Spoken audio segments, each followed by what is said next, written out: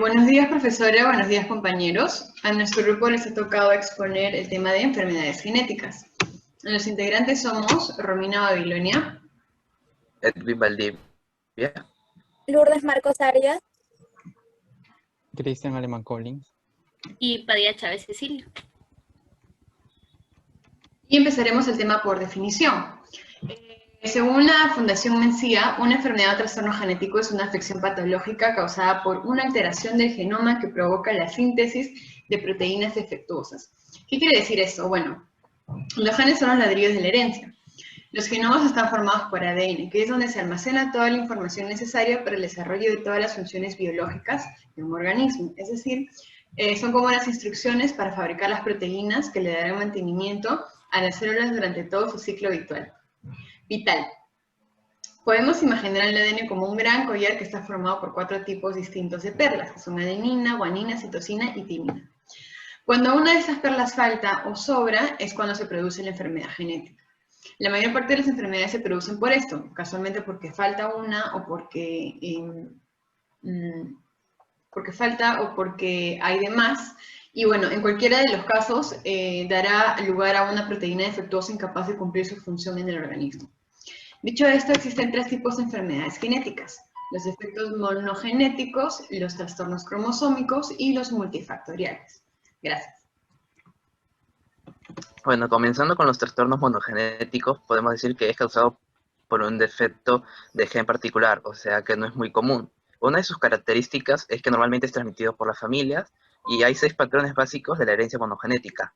El fenotipo es un efecto observado de un gen, o sea, la apariencia de un trastorno. En las herencias se puede decir que hay 4 principales herencias: la autosomática dominante, que generalmente aparecen en cada generación; la autosomática recesiva, la recesiva ligada a la cromosoma X, donde hay más probabilidad que lo herede un hombre o que una mujer; en la dominante ligada al cromosoma X. Los rasgos son cualquier característica determinada por los genes, como el color de los ojos, por ejemplo, producidos por un gen que se puede clasificar como dominante y recesivo. Un ejemplo de estos trastornos es la deficiencia de ADA, que está causada por mutaciones del gen. Consiste en un desorden en el metabolismo de las purinas que conduce a una inmunodeficiencia combinada grave. A continuación, mi compañera Lourdes le seguirá explicando el siguiente trastorno. Bien, ahora yo les hablaré sobre el trastorno cromosómico. Estas son alteraciones de los cromosomas, que a su vez están por una cadena de genes. Los trastornos cromosómicos se generan durante la unión del espermatozoide y del óvulo. Pueden producirse distintos tipos de mutaciones que causan distintos tipos de anomalías en el feto. Los más comunes es el síndrome de Down, el síndrome de Klinefelter y el síndrome de Turner. Ahora mi compañero Cristian seguirá explicando sobre el tema. Entre los ejemplos de rasgos y enfermedades multifactoriales se pueden mencionar la estatura, los defectos del tubo neuronal y la displasia de cadera. En la estatura, tantos factores genéticos como ambientales contribuyen a determinar la estatura. En algunas personas pueden ser bajas o altas, como consecuencias de algún gen que produce un efecto importante sobre la estatura. También está el efecto del tubo neuronal, que es la espina bífida, la médula espinal abierta y amencefalía, el cráneo abierto, que ocurren cada 1500 nacimientos durante el embarazo. El cerebro y la médula espinal comienzan a desarrollarse en forma de plato plano de células que más tarde se enrollan para formar un tubo llamado tubo neuronal. La displasia de cadera, que se cree que es una de las influencias del ambiente que contribuyen al desarrollo. La displasia de cadera es la respuesta del bebé a las hormonas de la madre durante el embarazo. La displasia de la cadera se produce aproximadamente en 1 de cada 1000 nacidos vivos. Siguiente diapositiva. La mencefalía y la espina bífida son los defectos del tubo neuronal abiertos más frecuentes. La mencefalía ocurre cuando el tubo neuronal no se cierra en base del cráneo, mientras que la espina bífida se produce cuando el tubo neuronal no se cierra en algún lugar de la columna vertebral. Gracias. Ya, los diagnósticos de enfermedades genéticas se pueden dar de manera preventiva o para descartar sospechas de una malformación. Los antecedentes y exámenes físicos son el examen físico, el antecedente de familiares detallados, una consulta del árbol genealógico y la prueba clínica de laboratorio.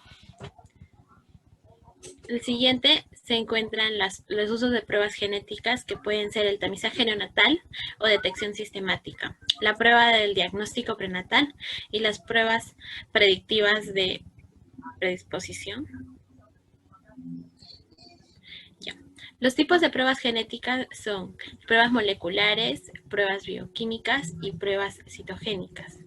En las moleculares se puede saber que son de sangre y son más eficaces y se descarta un desarrollo anómalo en el ADN del paciente.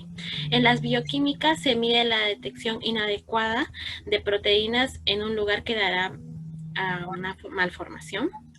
Y las pruebas citogénicas, que es un análisis de extracción de sangre en la médula ósea, por ejemplo, y se puede cultivar los cromosomas y analizarlos para detectar una anomalía en el desarrollo del tejido cultivado.